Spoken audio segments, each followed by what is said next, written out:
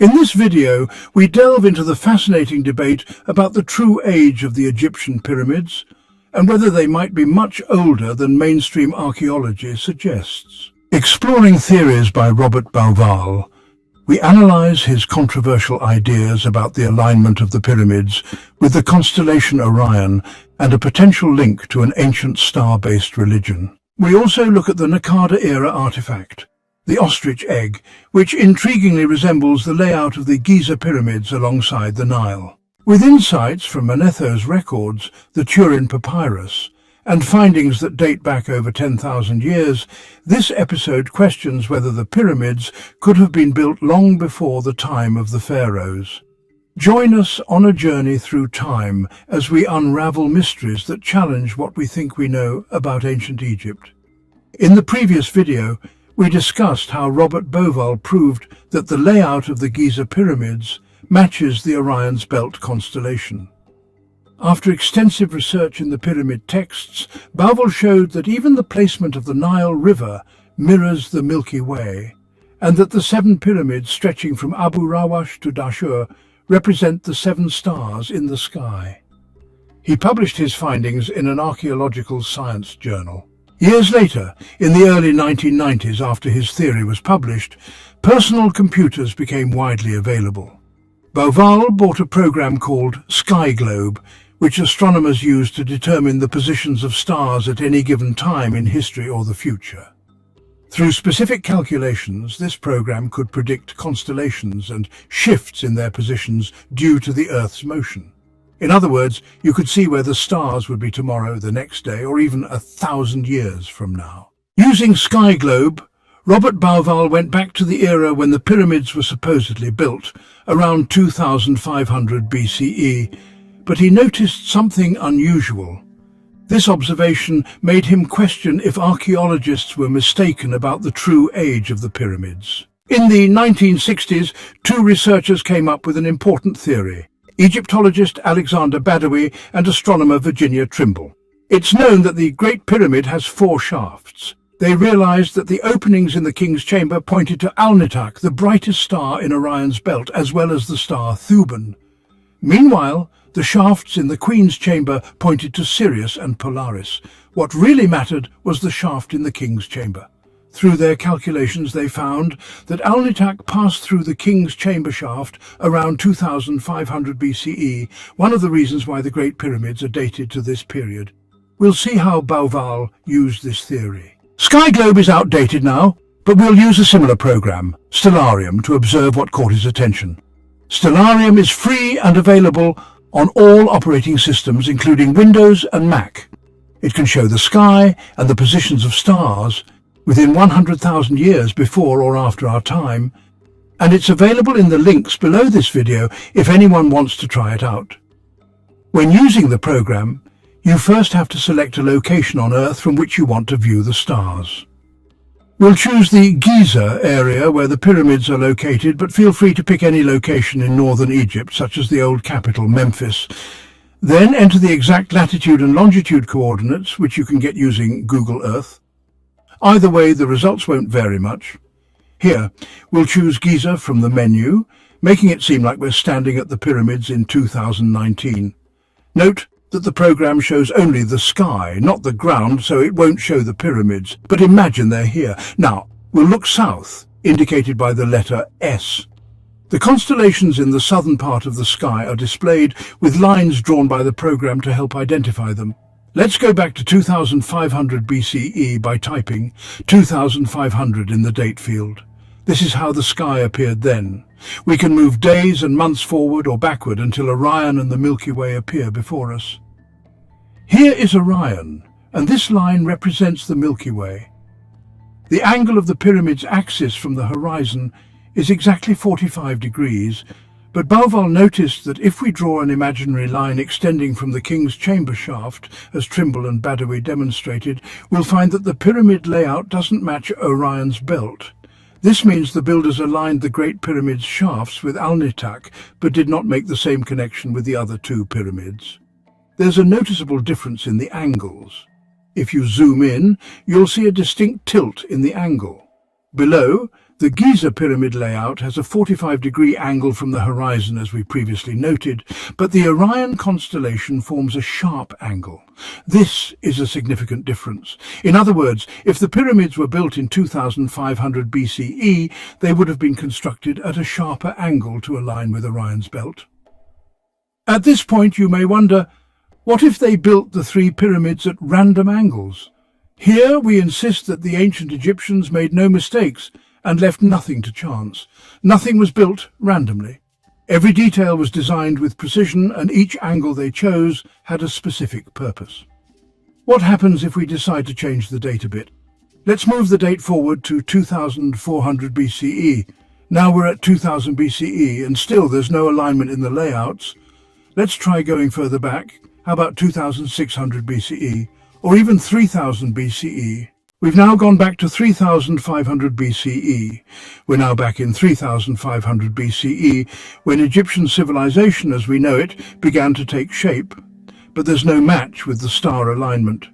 However, Robert noticed that the angle discrepancy decreases as we go further back in time, making him wonder if the accepted dating of the pyramids might be wrong. To explore this question, he asked another, how was the beginning of Egyptian civilization dated in the first place? He started looking for answers in books. Champollion, who set the foundations for decoding hieroglyphics, suggested that Egyptian civilization began in 5867 BCE with the First Dynasty. Later, German archaeologist Karl Lepsius dated it to 3892 BCE, while August Mariette, the founder of the Egyptian Museum, placed it at 5004 BCE. His colleague, Dr. Brugsch, later adjusted it to 4400 BCE. Eventually, it settled at 3200 BCE, the date most scholars today accept as the beginning of Egyptian civilization, when the two kingdoms united under King Menes, Narmer, and started the First Dynasty. The dates and estimates generally relied on biblical texts that mention the ages of kings and prophets, and many were personal estimates that varied from one scholar to another.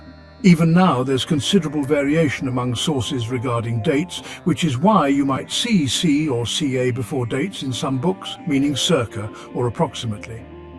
This indicates that the date is an estimate and not exact, as there's no solid evidence to anchor it precisely.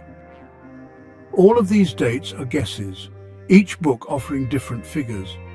The real question here is, did the ancient Egyptians leave us any documents that talk about the beginning of their civilization? One of the most important papyri is in the Egyptian Museum in Turin, Italy. Italian explorer Drovetti acquired it in the 19th century. Unfortunately, the papyrus is broken, though we don't know if it happened before or after its discovery. This papyrus lists over 340 Egyptian kings with their reign lengths, beginning from a period called the Age of the Gods, which spanned 7,000 years. To this day, no one knows what the Age of the Gods actually means or represents. If this papyrus had remained intact, it would have been the most significant document in Egypt's history. Egyptologist Dr. Selim Hassan commented in his encyclopedia that this papyrus mentions several kings we know nothing about. Herodotus noted that, according to Egyptian priests, 340 kings ruled Egypt over 11,340 years. Did you catch that time frame? Another major record of ancient Egyptian history was compiled by Manetho, a highly educated Egyptian priest. Ptolemy II asked him to organize and document Egypt's ancient history. Manetho used texts and records on stone tablets as his sources. Sadly, the original Egyptian version of Manetho's work was lost in the Great Library of Alexandria fire during the Roman era. Fortunately, some historians preserved excerpts from Manetho's writings.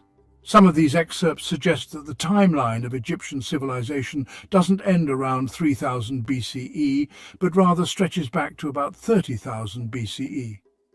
Eusebius of Caesarea noted that, according to Manetho, there were three pre-dynastic periods which some mistakenly refer to as the Pharaohs. These three periods included the semi-divine kings, the followers of Shamsu-Hor or Horus, and the pre-dynastic kings, covering a total of 28,000 years. Eusebius even doubted Manetho's story, suggesting he meant 28,000 months, not years. In another account by the Sicilian historian Diodorus, Manetho recorded that Egypt's history went back more than 33,000 years before Menes. According to Diodorus, this would mean that Egyptian civilization extends to about 36,000 BCE. Other historians suggest similar timelines, estimating Egypt's history stretches back tens of thousands of years. Looking at the Egyptian timeline, starting from the birth of Christ and moving back, we see the Roman period, before that the Ptolemaic period, then the dynasties of the Old, Middle and New Kingdoms. Before that, there were groups like Naqada and Badari, with no centralized government. Then there was the prehistory period, about which we know little. The approximate timeline of ancient Egypt, based on the Turin king list, Manetho and Greek historians, typically ignores the followers of Horus, semi-divine kings and gods, almost as if they never existed. As we now know, respected Egyptologists like Dr. Selim Hassan and Dr. Ahmed Fakhri have referenced this papyrus, making it clear. We're not talking about an unknown or secret papyrus. This isn't some hidden or mysterious papyrus we're talking about. Yet when scholars mention it, they don't really go into the details, like who lived during those ages, what achievements they had, or where they disappeared to. They just mention it as a fact, nothing more, nothing less.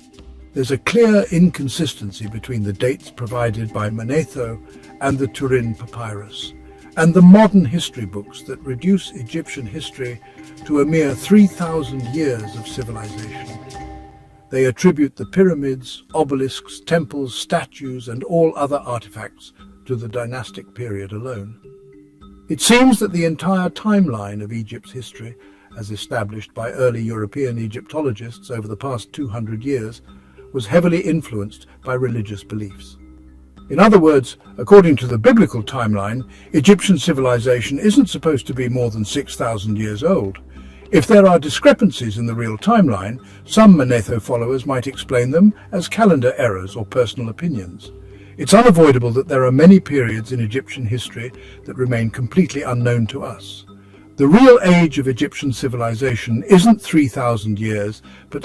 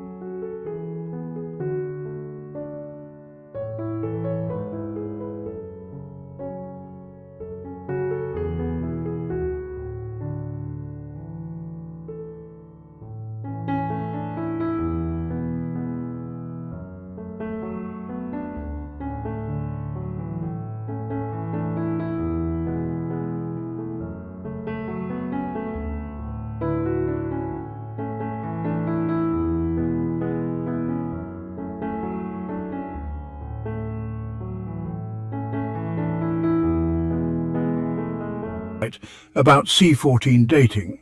Dr. Lehner believes the pyramids were built around 2500 BCE. He claims there's no easy way to date the pyramids using C14. And when C14 testing was attempted to date the pyramids, what did they measure? They analyzed the age of the solar boat since they were made of wood, an organic material. They also dated pottery with dried food remnants around the pyramids, as well as wooden pegs lodged between the pyramid stones, because the stones themselves aren't organic. The solar boats, food remnants and skeletal remains found around the pyramids date to roughly 2500 BCE to 3000 BCE, a timeline that doesn't necessarily indicate when the pyramids were built. The items found, including worker tombs, could have been from a period after the pyramids were constructed, and there's no solid evidence directly linking them to the pyramids' construction.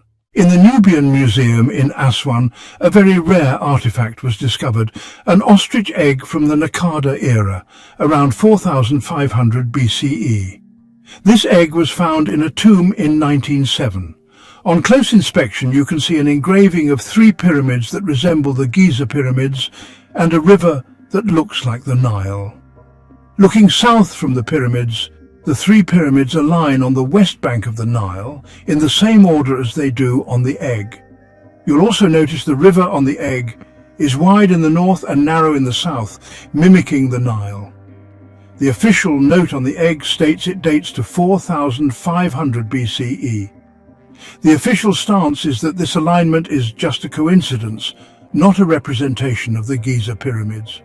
Yet many people, amateurs and professionals alike, have expressed similar concerns and insisted that this egg is living proof that the pyramids are much older than the age currently attributed to them. So, we've seen Bauval's theory. The Turin Papyrus Manetho records the ostrich egg and several other findings that couldn't fit into this video's length, but will be discussed in future episodes. All of them trace the age of the pyramids and ancient Egyptian civilization back thousands of years before its currently accepted age. Though this theory is very popular and widely believed worldwide, it remains officially rejected. This suggests that by the time King Nama united the two lands around 3200 BCE, the pyramids were already thousands of years old. See you next time.